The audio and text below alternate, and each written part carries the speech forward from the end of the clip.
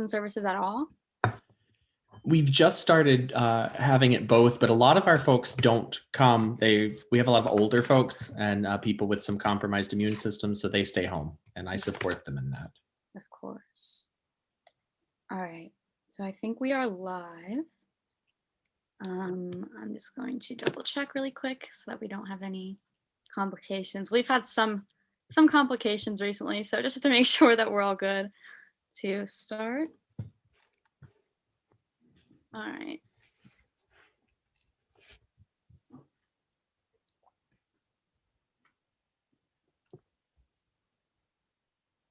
Okay, I think we are live.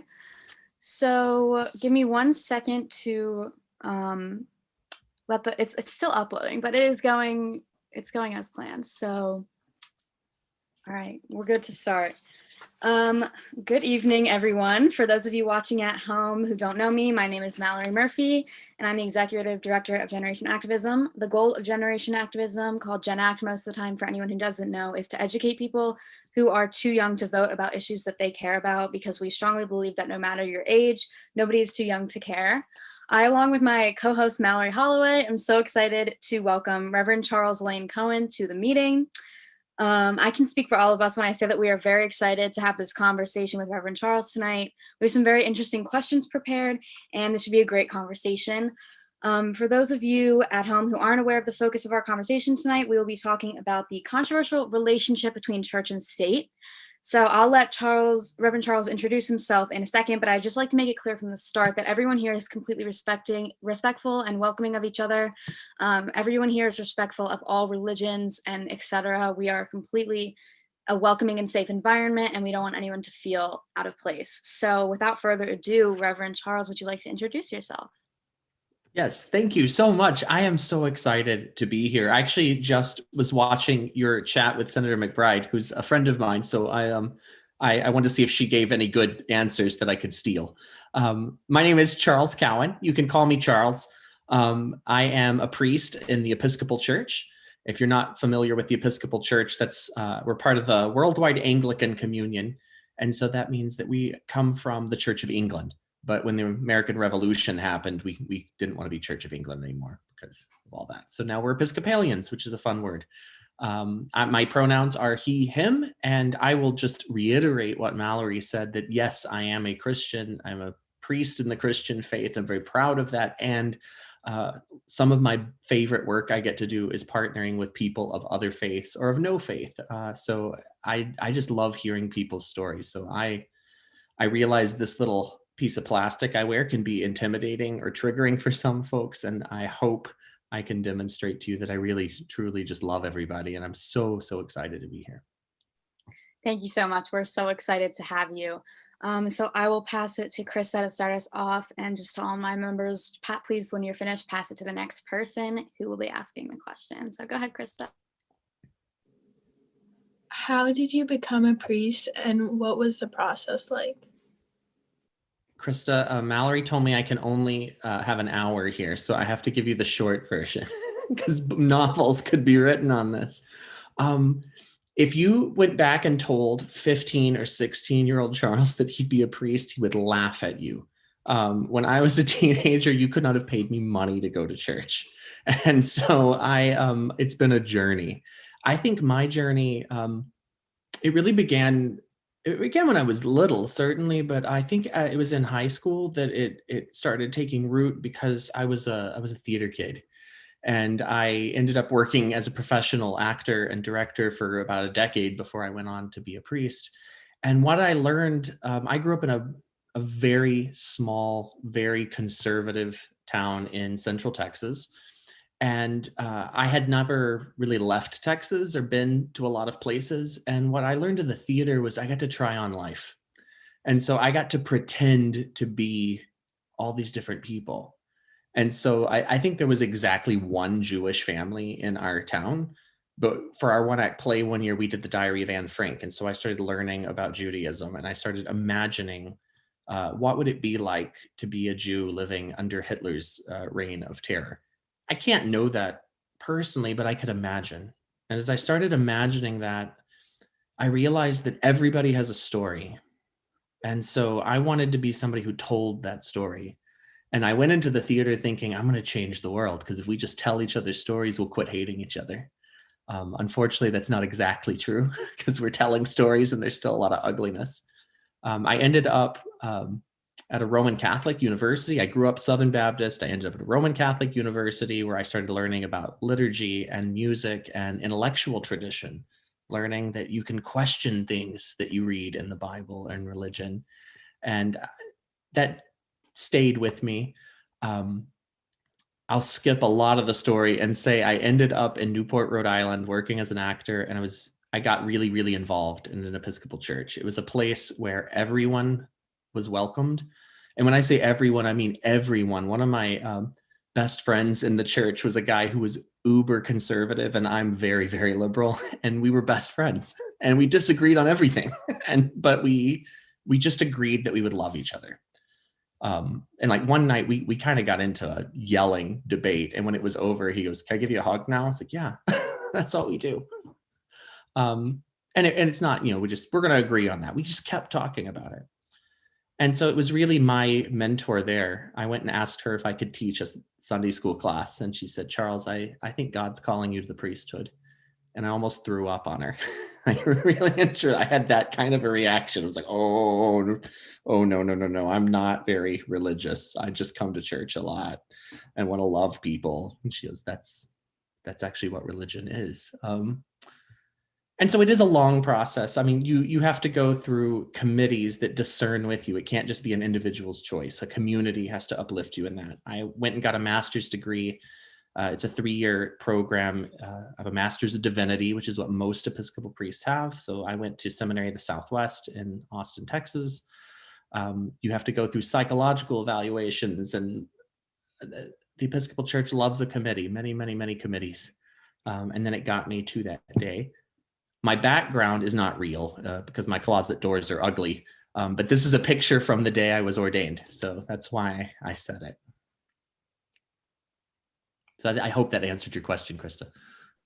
Thank you. I'll pass it to Drew. Do you consider yourself an activist? Yes. Do you want more? No. That's a great question, Drew, because I think that there's this idea that religious people aren't supposed to be activists. We're not supposed to be reactive. Jesus was an activist. And so my activism stems absolutely 100% from Jesus. And Jesus was an activist because his mother was an activist.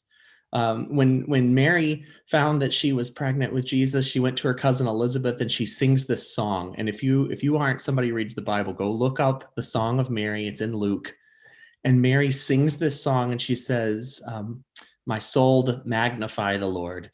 And she says, God is going to do something with this child I'm carrying. He's going to take the poor and the lowly and uplift them. And he's going to take the high and mighty and bring them down.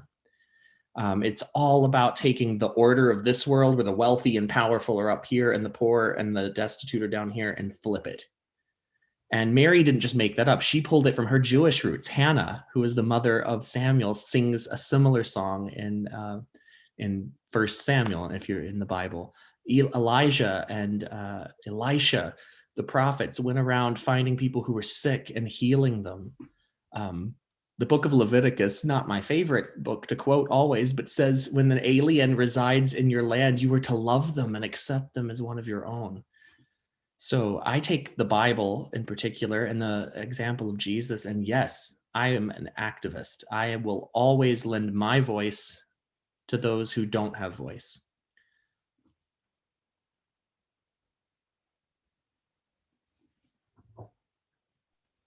Thank you. I think Sean was next. My question is, why do you think so many Christians or like Christian-based people are so right-leaning? Sean, I wish I knew. Could you find out and tell me? Because I don't know. America has such a weird history. I love history and I love stories, which is why I got into the theater. And I think that our country, which I do love, by the by. I think we live in a really great country, and I got a chance to study abroad in Italy, which is also a great country, but I was so ready to come home at the end.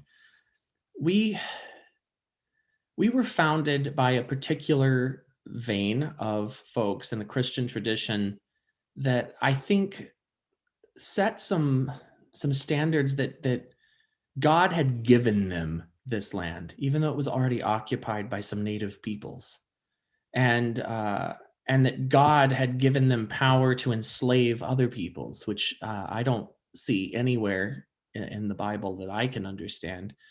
And so in our country and in other places in the world, religion became a way for those who were powerful to maintain their power. And they use that to this day to maintain a power that's not theirs to have. So I don't know why so many religious people seem to lean that way.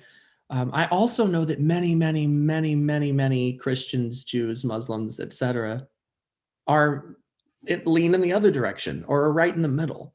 I think sometimes we just hear the loudest voices. I think when a president takes a Bible and tear gases peaceful protesters for a photo opportunity in front of an Episcopal church that he does not attend, that's a misuse of a religious symbol. That wasn't his symbol to use. I can use that. It's my symbol. I wear this thing around my neck and I'm in church. So I struggle with that myself, and I look to where are the people proclaiming the good news? Where are the people shedding love and light in the world? And if there's a litmus test for me, it's are Christians acting in ways that are loving? And if it's loving, it's of God. And Michael Curry, who's the presiding bishop of the Episcopal Church, you might have seen him at the royal wedding. That's what he's famous for, but he's actually done a lot more than that. He always says, if it ain't about love, it ain't about God. That's my rock I stand on.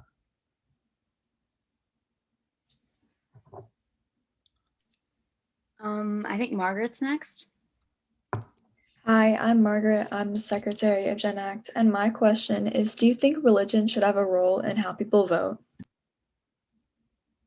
That's a really great question, Margaret. And when Bill Clinton was president, Madeleine Albright was a cabinet member, and after the Clinton administration left, Madeleine Albright wrote a book specifically about her faith. And I remember seeing an interview with her when I think I was a teenager or so when this came out.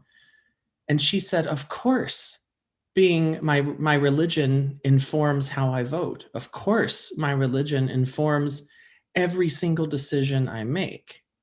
So I want to answer your question with a yes. My religion certainly informs how I vote. How do I word this? It's a hard it's a hard thing to get around because, right, so many people misuse it. And maybe because my particular denomination in the Episcopal Church, we allow for differences of opinion, and we allow like if you brought up abortion in my church, I think you would find people all along the spectrum, from people who are like, it should always be allowed, to people who should say it should never be allowed, to people saying, well, it depends on circumstances. And so I think that religion is a way for us as a community to discern what is loving, what does God want for us, which our tradition teaches God wants that which is life-giving, that which is leading us into an abundance and happiness and fruitfulness. And so it can inform. I do not believe religious leaders should necessarily endorse candidates. And I have to be careful about this too. There are issues that I absolutely support. The Equality Act that just passed in the House and now is going to the Senate. I called Lisa Blunt Rochester, who was my representative, and said, as a Christian, I am asking you to vote for the Equality Act. My religion teaches me that every single human being is made in the image of God and worthy of respect, dignity, and love, and should not be discriminated against because of their gender identity or who they love. And I say that to you because I'm a Christian.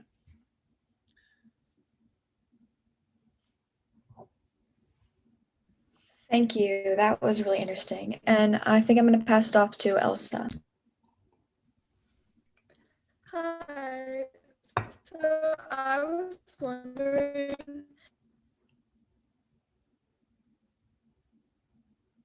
Uh-oh, Elsa, I think I lost you. Yeah, Elsa's frozen. Give it a second, but if it does not come back, I can just ask her a question. All right.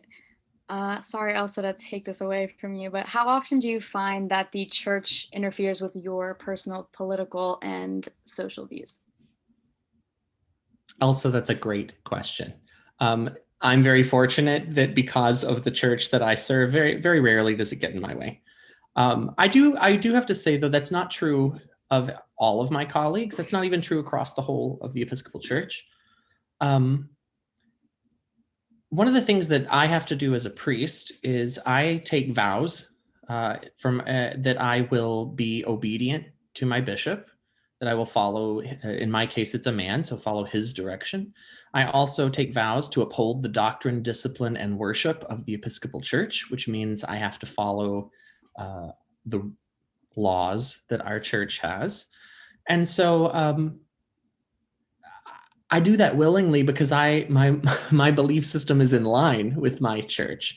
But sometimes it can be difficult. I'll just share with you, before I was a priest, I might have, as an adult, lived with a romantic partner. I can't do that as a priest. I can't. I'm not supposed to cohabitate with a romantic partner unless I'm married, and that's whether or not I agree with it doesn't matter. But that's the vows I took. So I have to live that way. Also, because I live in Wilmington, Delaware, which is a small town in a small state, like everybody knows me.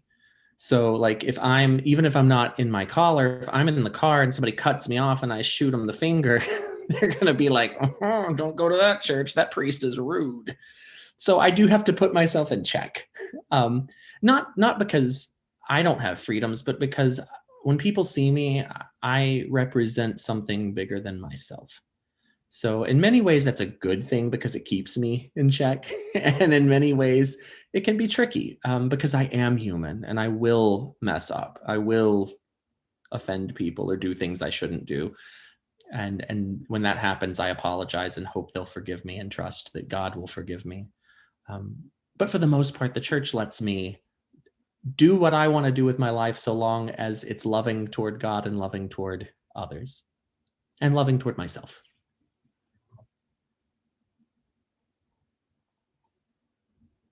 Let my coffee cup cues questions, but it's just because I've got a scratchy throat. Thank you. That's very interesting.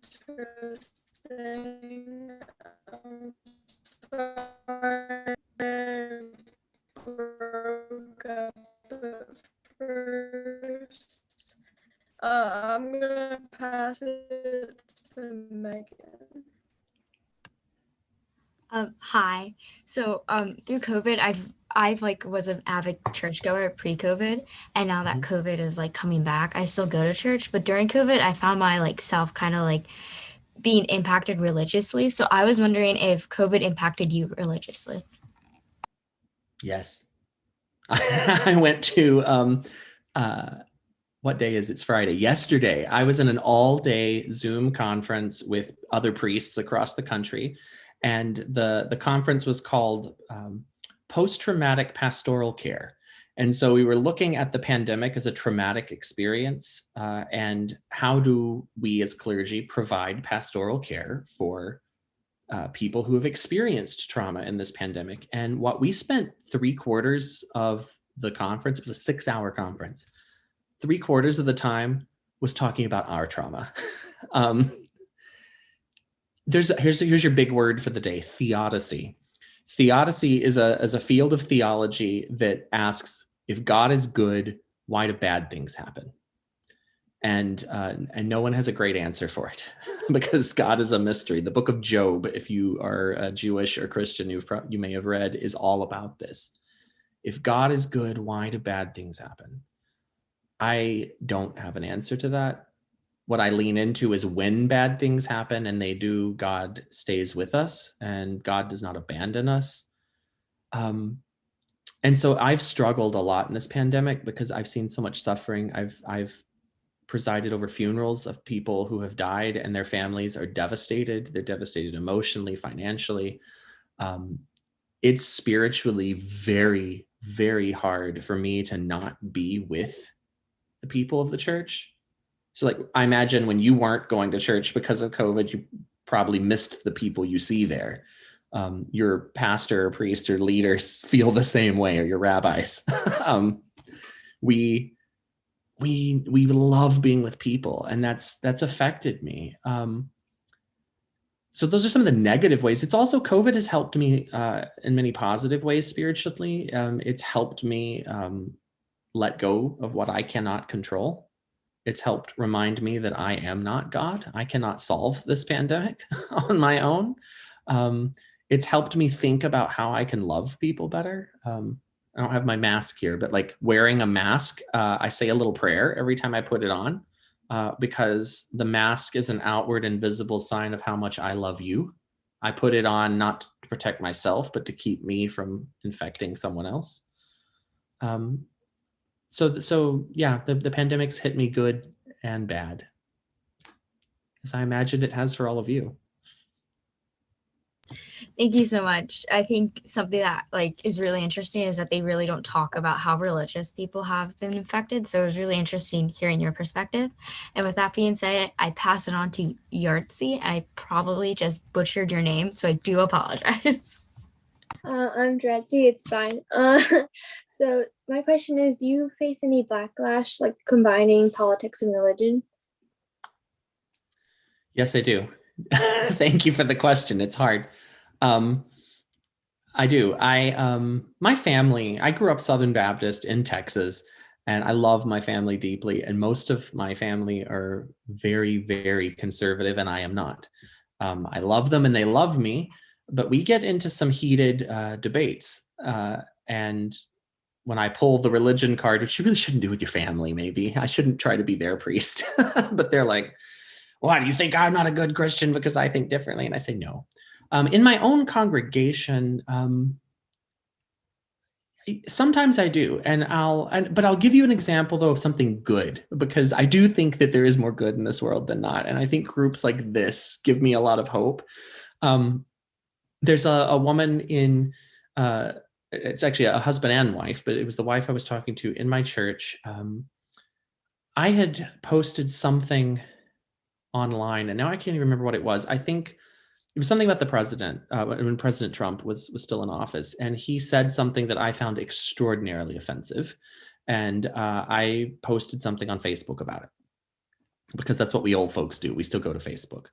Facebook was new when I was in college. I like to point that out. I had it like for what it originally was. You couldn't get it without a college email. This is before my mom was on and ruined it.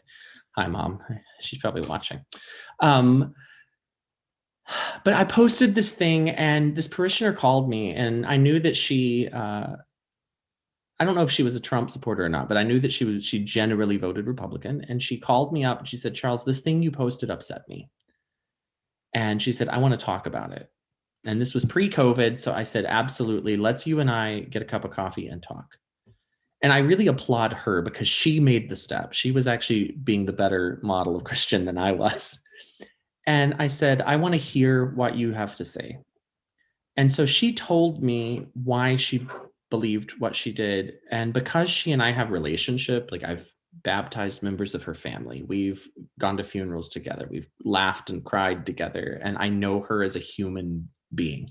We go to pub trivia sometimes together. And I didn't change my political views, and she didn't necessarily change her political views, but we found a common ground rooted in love. And so I applaud her for reaching out, because I think if she had not, it would have impaired our relationship. And I've also learned in that experience that social media is not so much as a dialogue as we think it is. It's just a place for people to yell in the comments, which is not helpful. And maybe why I should just use TikTok, because I'm good at the dances, but not so much at comment conversations. So yeah, I have to be ready to answer for why my activism is rooted the way it is, because some people are not going to like it, and other Christians may not like it. But when we behave at our best, it opens conversation that leads to mutual love.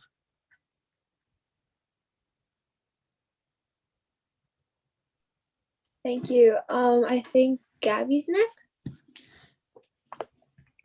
Hello, I'm Gabby, and my question for you is, do you believe that faith-based voters should base their choice on a single issue such as abortion, or multiple overlapping concerns such as poverty, injustice, and equity? Gabby, you have asked one of my favorite questions. I have an absolute distinct answer for this. No, no one should be a single issue voter ever. What, religious or not? That's ridiculous. I have issues that are, of course, very near and dear to my heart. I have issues that I won't budge on. Equal rights for all people, regardless of gender identity, sexuality, any of that is something I am firm on. And when we become single issue voters, we lose sight of the big picture, because human beings are complicated.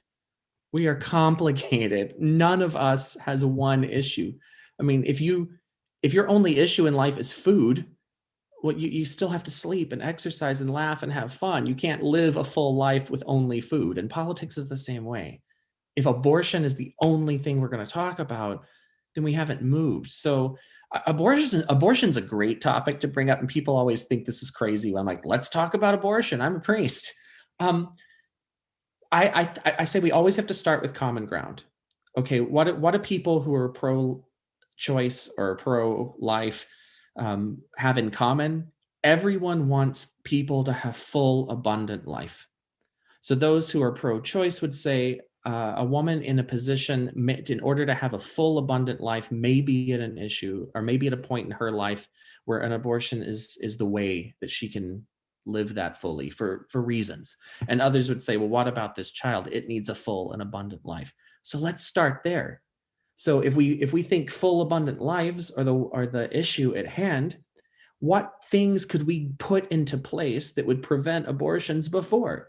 Would access to good sexual education lower abortion rates? Statistically, yes. Would access to affordable contraception help? Yes. Now, if you're Roman Catholic, you don't want that. And that's okay. So what other things?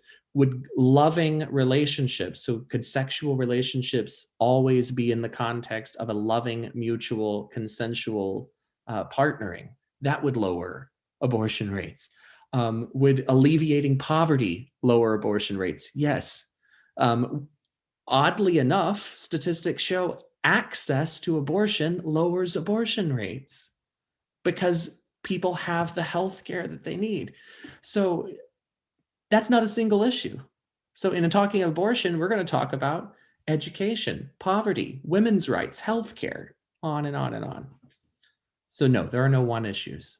There's no one single issue. Thank you so much. I definitely agree. I'm going to pass it to Olivia to ask the next question. Hi, I'm Olivia. Although that you just said that, which I completely agree with, that being a one issue voter is very impractical. There's so much more to worry about.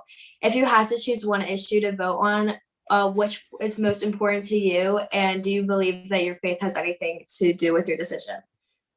Olivia, that's too hard to answer. I did get these questions ahead, I know, but I'm as I'm looking at your faces, I can't pick one issue. So here's my one issue. For me, I'm going to give you an umbrella term because that lets me cheat. Civil rights. I think every human being has the right to be loved and treated with dignity, regardless of fill in the blank. Prisoners and people who have been released from prison need to be treated with love and respect. People of all races, people of all genders, people of all education levels, people who wear glasses, people who don't, people who like tamales. Well, actually, people who don't like tamales are crazy. But yeah, civil rights. which is the political word for my deeply held religious belief. In Latin, we talk about the imago Dei, or the image of God. In the beginning, God created everything. And when God created humanity, God's breath is breathed into humanity. And so each and every person on my Zoom screen tonight teaches me something about God. And if I destroy you, I have destroyed something I could know about God. I need you to live into the fullness of my faith. That was a great answer. I completely agree. I'll pass the next question to Mallory Murphy. So all these questions have been amazing so far, and this has been such an interesting conversation. So I've grown up raised in the Catholic Church, and I am getting confirmed soon as a Catholic, and I agree with everything said here. I do not, I wouldn't say that I fall under the category of traditional Catholic, just because I'm so far left in my views sometimes surprise people considering my religion. And I have to agree with the fact that it really doesn't contradict each other, and in fact it complements each other. Just do what Jesus would do, and if Jesus would love all people just the way they are and would never hate anyone for anything. So my question to you is, what do you think of people using the Bible and Christianity as an excuse for homophobia, racism, misogyny, and just other forms of hatred? Yeah, that's a big one for me. And let me, before I move into it, I appreciate everybody so far. It's like, oh, I agree. You can disagree with me. I'm totally open to that. And sometimes that's more fun. Don't be obstinate, but we can disagree. So if I'm going to go back to Olivia's question. I can't pick a single voting issue that I would lean into, but if I had to pick one single field of religion to study, it would be the Bible. The Bible is my jam. I love it so much. And I have spent many years studying. I started in feminist biblical studies that then branched out into queer biblical studies and post-colonial biblical studies. And there's a bazillion fields. And just like, I have a Bible study group at church that's mostly older folks, and I love it. So when people use the Bible to justify homophobia, transphobia, racism, sexism, any of that stuff, I immediately want to just smack them upside the head, but I don't, because I love them, and say, you haven't read the Bible. Because I'll tell you how an Anglican reads the Bible, how an Episcopalian reads the Bible. And I actually learned this at a Roman Catholic university. So Roman Catholics often read the Bible this way. You can't just pull out one single verse and do what we call proof texting.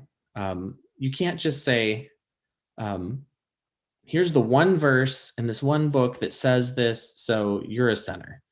Because you can do that to make the Bible mean anything you want. So I consider myself a pacifist for the most part. In the Bible, it says, you shall take your swords and beat them into plowshares. So take the metal of your sword and beat it into a plow and use it to till the field and make life. The Bible also says in another place, turn your plowshares into swords and defeat your enemy. It says the exact opposite thing. So you don't read the Bible one line at a time. You read the Bible as a whole.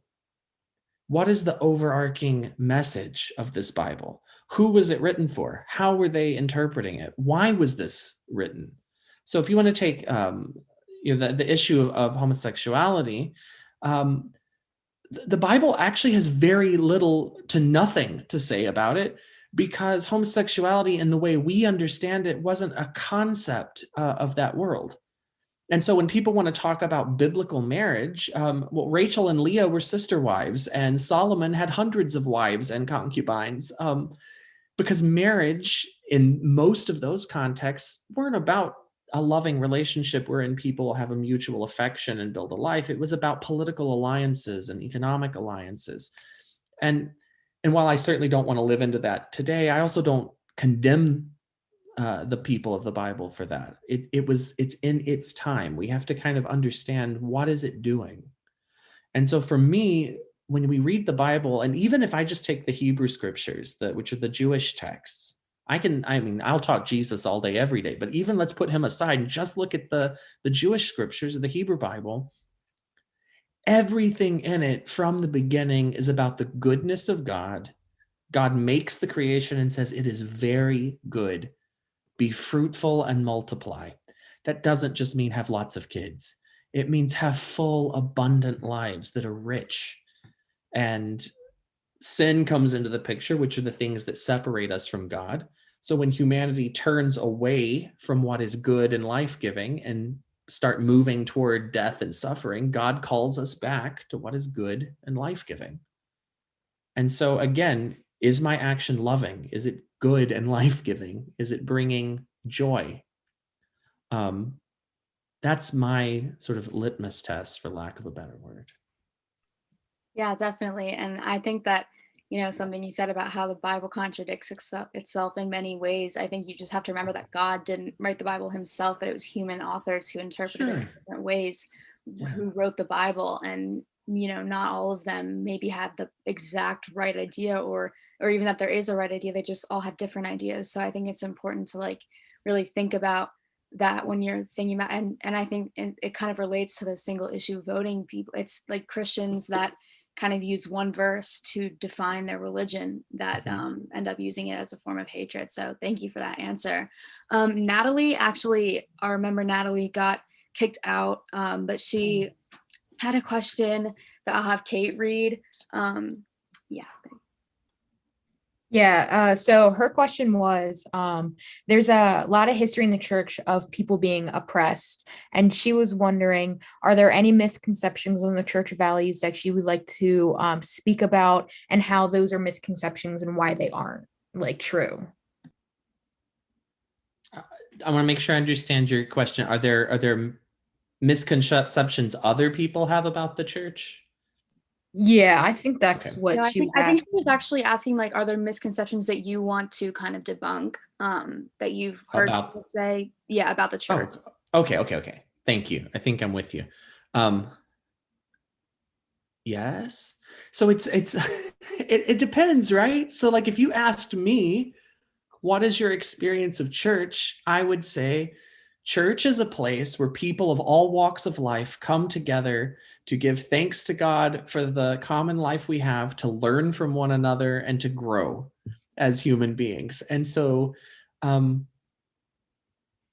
that's what church is to me. Now, that's not the case for so many people. And that was not the case for me when I was a teenager and did not want to go to church because my family was part of a particular church in a particular locality that was not very loving.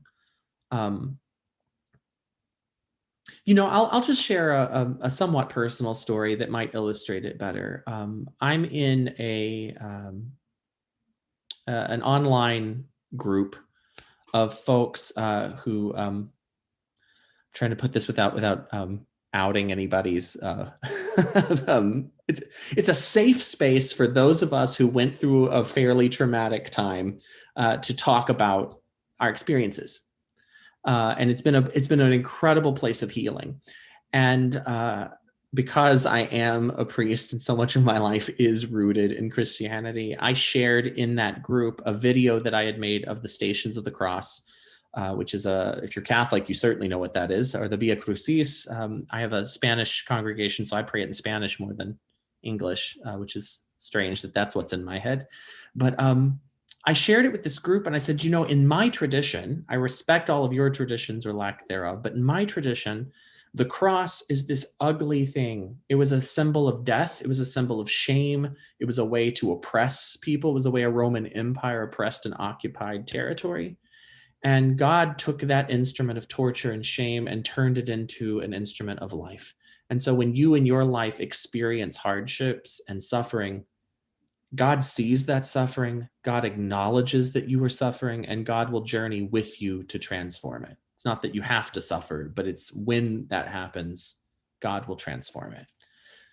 For me, that is an extraordinarily healing way of being. Several people in the group who had truly been harmed by religious experiences came after me, like tried to get me kicked out of the group.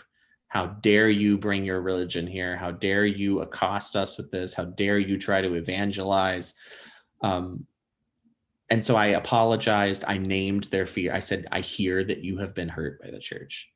And I acknowledge that. And I also want you to know that I love you and that there are Christians who love you, which does not take away the hurt that other Christians have inflicted on you. So the biggest misconception is that Christianity is a monolith. There's people out there of all walks of life who claim that label. And regardless of what those people do, God loves you. Thank you. Yeah, I know that was Natalie's question. She's probably watching on live, but I'm sure she would be glad that you answered that. And I'll pass it to the other Mallory for her question. Can you guys hear me? Yes. Okay, just making sure. My Wi-Fi is a little bit iffy. So definitely like your kind of take on the Bible and different interpretations definitely can be different from the rest of some church communities. Is it hard to kind of break past those stereotypical boundaries? Yeah, it can be, for sure. And it's been a journey for me. I don't want you all to think that like I was baptized and raised in a Christian family and everything was great and I just love all Christianity all the time and here I am. Some people have that story. That's not my story. I've had a roller coaster ride. So step one, I think, in any type of leader, and here's some unsolicited advice for you leaders, as you are participating in your activism, is you have to name what is it that I'm passionate about, and what are my hangups. Like right now, I'm doing a lot of work with racial justice, and part of that work is I'm reading lots of things by people of color and learning. And I have a group of other white folks that we get together and do some self-examination so that we're not giving people of color the job of fixing us or teaching us, because that's not their job to do. And so I've had to name some of my own racist tendencies or my own sexist tendencies, and we all have them because we're human. And so I think that, I don't know that your question necessarily was asking about that internal work, but I think the internal work has to happen first.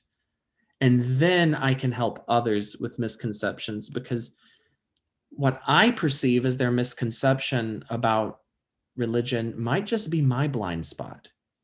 If people say Christianity oppressed me and I say, no, it didn't. My Christianity loves you and doesn't oppress you. Well, now I've negated their experience. I need to first hear you were hurt. And I need to hear your hurt and apologize for your hurt and then work to make it right. So that's the misconceptions that I work on is what is internal to me that I can then use to heal others. Yeah, 100%. Thank you for that answer. And I'm going to pass it to Kate. Hi. So like a little bit of background on my question and why like this question is like important to me. So I grew up in the Catholic Church since like as long as I could be old enough to go to church. We went to the Catholic Church, and for 6 years I went to a Catholic school. And in 2018 I came out as gay, and it was something that I very much struggled with, especially being in the Catholic Church. And I would always remember as a kid, I would want to ask the question, and the question was always answered wrong. Do gay people go to heaven? And it was just something that I had always been told that I was a sin, and people who were gay were a sin. And what I think my question for you is, do you believe that being gay is a sin? And do you believe that we'll go to heaven? And because I've always been told this one thing is, we don't hate gay people. We just think they're a sin, and that's why they're not going to heaven. So like, I think my question for you is like, for someone that thinks the same way, to tell me that I'm not wrong. So that's kind of my question. Kate, thank you so much for sharing your story. That's a really a hard thing to do to especially a dude wearing this. Like, here's some cisgender white dude in a collar, and I am so sorry that that's the answer you've received, and so many people hear that answer, and it's such. I've been told I have to quit doing this, but it's such a bullshit answer. Like, oh, hate the sinner, love the sinner, hate the sin. Of God loves you, period. Okay, and if you're acting in ways that are loving and are building more love in the world, that's the things of God. So to answer your question, do gay people go to heaven? Not only, it's not just that, yes, gay people go to heaven. Heaven cannot exist if gay people aren't there.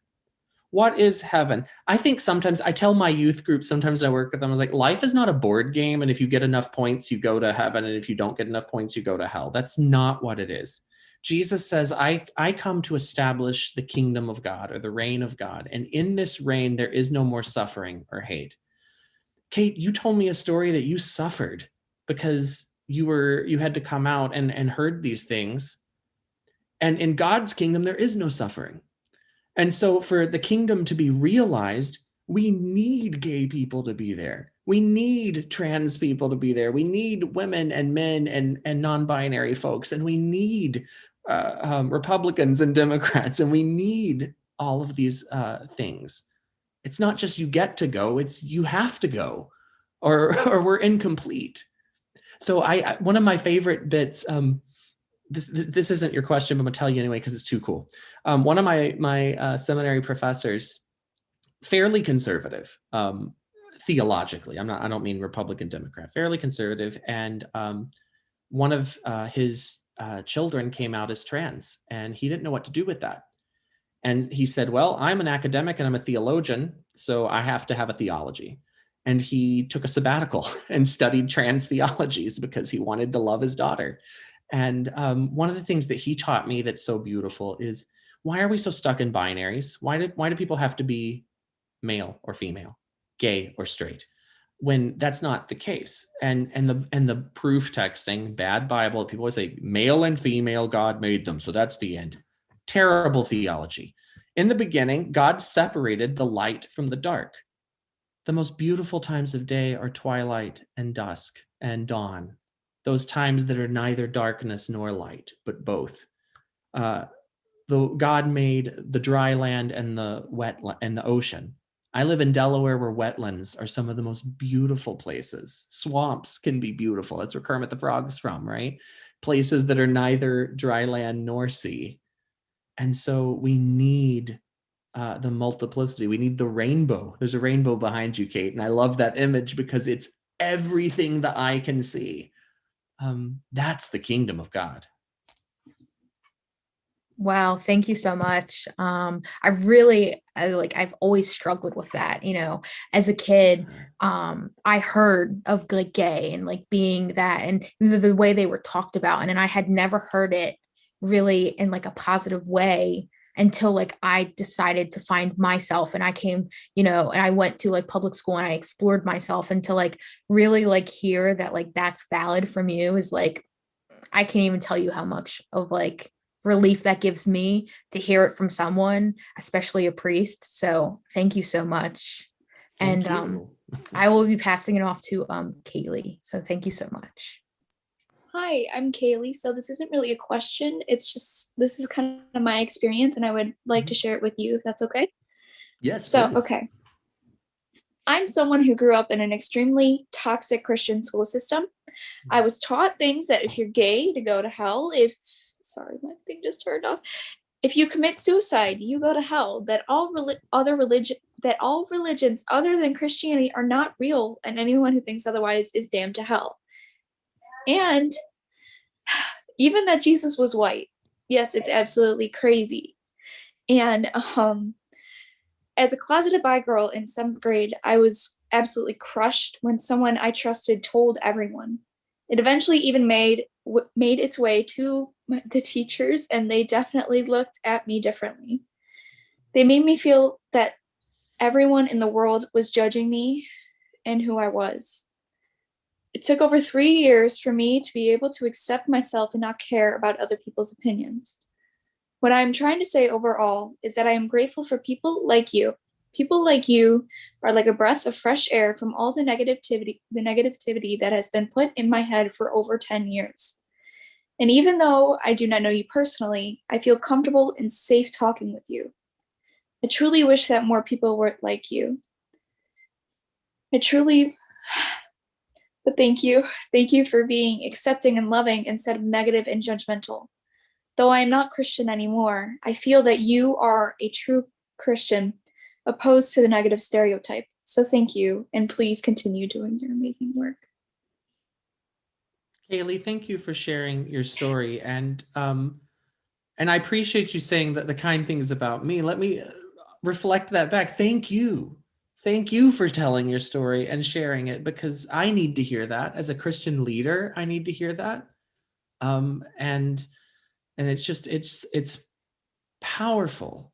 I still hold, remember when I said I got into this work because I was an actor. I still believe with 100% of my being that the way we will alleviate hatred like what you experienced is through sharing stories. And I recognize that not all stories can be shared in safe ways yet. And so what I'm grateful to you all is you've created this space. I didn't create this space. I got invited into it. And so thank you for creating spaces where we can share stories. Yeah. And I believe that that was it. So Mallory, maybe if you want to say something. Yeah, I mean, just hearing everyone's experiences is so beautiful to me because, you know, I've always been a person that believes that all religions are valid and real, and that they're all just different interpretations of the same God of love and acceptance. And I've always believed that, you know, just all you have to do is love other people. And it's not about the little things about if you eat meat on Fridays or if you love someone of the same gender of you. I think I've always believed that it's just about love.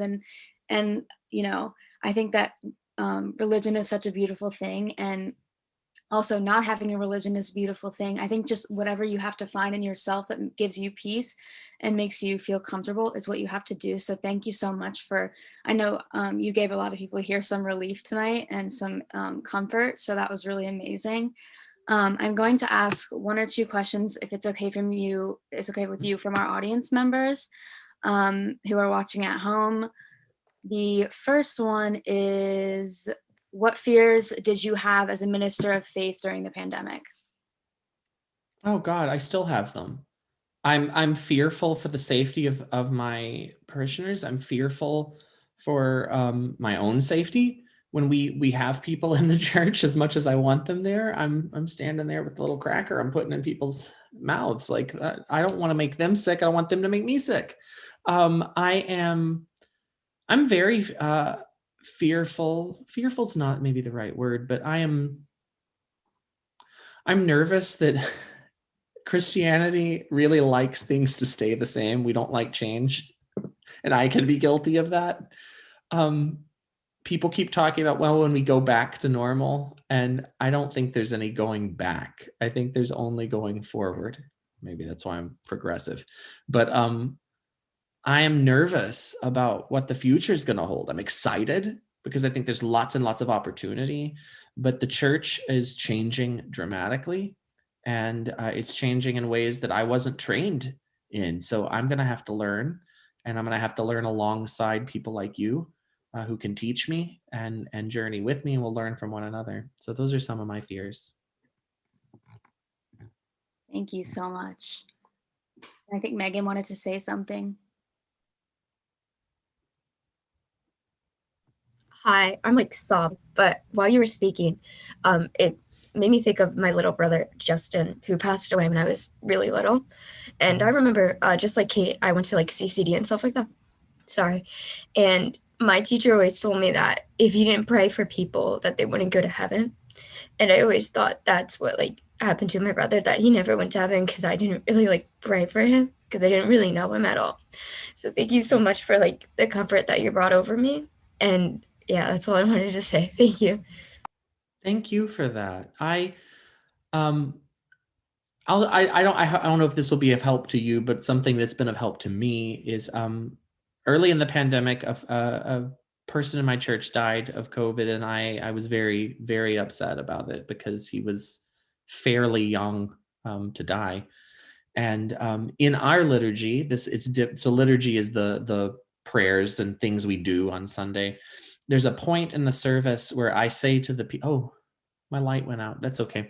You can still see me, right? There's a point in the liturgy where I say to the people, I say, now joining our voices with the angels and archangels and all the company of heaven, we forever sing this hymn to proclaim the glory of your name. And everyone in the church begins singing the Santos, holy, holy, holy, the Sanctus, Santo is Spanish. Holy, holy, holy, blah, blah, blah. So I say that every Sunday. And for me, that's a reminder that when we come together in sacred spaces like this to share our grief, everyone who has died joins with us. So in that singing that I'm singing, my friend Sergio is singing with me, and my uncle Henry, who died and I love, is singing with me. And even though I didn't know Justin, Justin's singing with me. And that to me brings extraordinary comfort. And I'm sorry you had that experience. That's a crummy thing to be told when you're grieving. Thank you so much. Yeah, thank you, Megan, for sharing that, and also Kaylee for sharing your experience. The past few meetings, we've had people at the end kind of share personal experiences to them about why it feels very close to them to hear these things from adults who have these experiences. And I think definitely as young people in activism, there's a lot of points where we get told, you are not old enough to understand what you're talking about. You do not understand these things that you're speaking about. You are too young. These issues do not affect you. And I think it's very clear that these issues do affect us, and the things we're being told do affect us, and all the issues being voted on by adults that we do not get to participate in affect us every day. So I think that's a really great way to look at bridging religion and politics. And thank you so much for the way you've bridged those two together so beautifully, because, growing up, definitely it's been hard to reconcile with my church's, beliefs and my beliefs. And I think it's a really beautiful thing to hear you say all of that. So thank you so much. To all of our viewers watching at home, thank you so much for joining us tonight. And I will is there a contact? Like, I know some people might have some questions for you personally. So is there like an email or something that you could put in the chat, or something that you feel comfortable sharing so that people could reach out? Absolutely. You can always, I'm going to type this in here, my email. I can remember it. My email is charles@trinityparish.de, as in Delaware.org. And if you forget that, you can Google Trinity Episcopal Parish. That's my church, and you can find me there. I'd be so happy to answer any questions. And I want to say, I just want to follow up just briefly on what Mallory said. Nothing in this world makes me more upset than to hear people being dismissed because of anything, but particularly age. Okay, get this. I'm super old. I just turned 37. I am told all the time in the church, oh, you're just too young, Charles. You don't know. So like, I know that's not the same because I do have a vote and many of you cannot vote and things yet. Your voice matters. Your voice matters so much. And even though you can't vote, you all know this because you're activists. You can call those representatives. You can call the church. And so I want to say to you all, you've got my email there. You know how to reach me. If there are things that the church needs to hear, please tell us, because I'm not God and I need those voices. So my other pet peeve in that vein is I hate when people are like, oh, the youth are our future. No, you're our now, because we are our now. Just in the same way we need the 90-year-olds' opinions because they have so much wisdom, we need your opinions, and we need little children's opinions and thoughts because we're in it together. So I am filled with hope tonight, seeing a room full of activists, of people working to spread love and joy in this world. And if there are ways I can partner with you, either to provide resources or learnings or make phone calls, reach out because we're in this together. Thank you. It's always really great and validating to hear that because, you know, I know a lot of us here put so much work into making this change and getting our voices heard. So it's always so great to hear, you know, that it does make a difference and it does affect people and people are listening. To everyone at home, our social medias, in case you would like to find us, our Instagram and TikTok are generation.activism, and our Twitter is GenAct2. This meeting will stay on our YouTube channel, so you can come back and access it at any time that you want to revisit the conversation, or if you want to share it, that's always really helpful to us. And if anyone would like to become a member, all you have to do is go to the link in any of our social media bios and you will find the application form and we will get back to you as soon as possible. The only requirement is that you have to be of the age or under the age of 18. So we would love to have absolutely all of you. And in our post about this meeting, I will definitely share your email so that anyone can reach out to you as long as that's okay with you if they want to. Sure. And thank you so much to everyone who joined. I'm going to ask my members to stay on for a quick minute, but that is all that we have for you tonight. So thank you so much. Thanks. Hope to see you all soon. Thank you so much for coming. Thank you.